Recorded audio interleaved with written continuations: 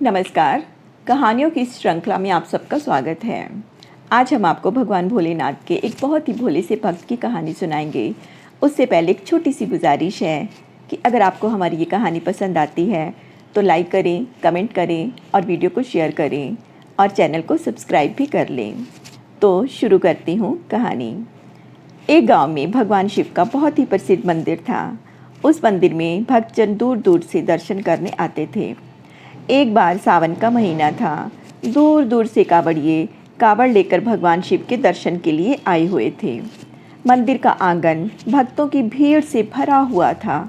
तभी अचानक से आकाश में जोर से बिजली चमकी और एक सोने का थाल आकाश से नीचे उतरा और साथ ही आकाशवाणी हुई कि जो भी शिव का सच्चा भक्त होगा उसी को यह सोने का थाल मिलेगा। मंदिर में उपस्थित सभी ने यह आकाशवाणी सुनी तो वहाँ सभी लोग इकट्ठे हो गए। जो लोग मंदिर की व्यवस्था देखते थे उन्हें तो पक्का विश्वास था कि ये थाल उन्हें ही मिलेगा, इसीलिए वे सब आगे जाकर खड़े हो गए। सबसे पहले मंदिर का पुजारी आगे आया और बोला कि मैं शिव जी का सबसे बड़ा भक्त हूँ। मंदिर में मैं तो रोज़ पूजा करता हूँ, इसीलिए ये थाल तो मुझे ही मिलेगा। ये कहकर जैसे ही उसने थाल को हाथ लगाया तो वह थाल पीतल का हो गया। शर्म से सिर झुकाकर पुजारी थाल को वहीं रखकर पीछे चला गया। इसी तरह वहाँ उपस्थित सभी लोगों ने खुद को आजमाया, लेकिन कोई भी भगवान का सच्चा भक्त ना निकला।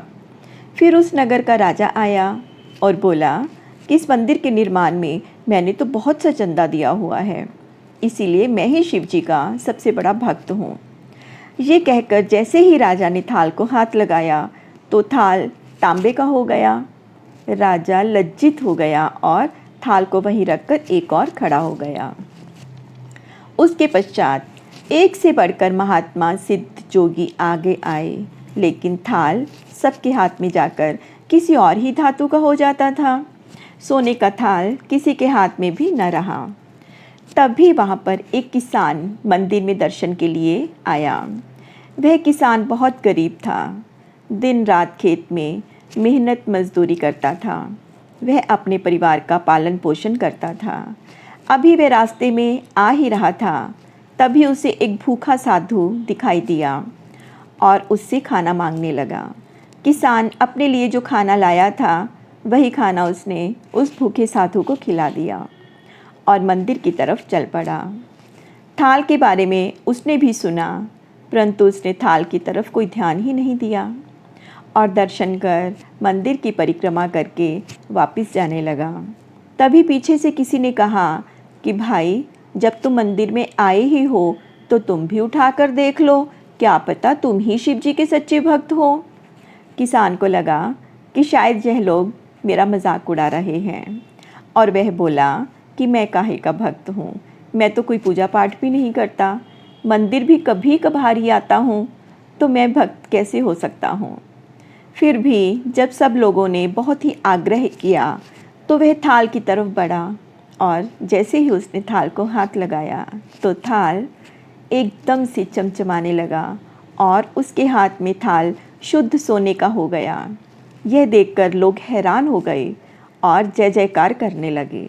लोगों ने पूछा कि भाई, तुम ऐसी कौन सी भक्ति करते हो, हमें भी बता दो। तब वह बोला कि मैं तो भक्ति पूजा पाठ कुछ भी नहीं करता, बस अपने खेतों में दिन रात मेहनत करता हूँ और जो भी टाइम बचता है उसमें मैं ज़रूरतमंदों की मदद करता हूँ। तब लोगों ने पूछा कि तुम लोगों की मदद क्यों करते हो।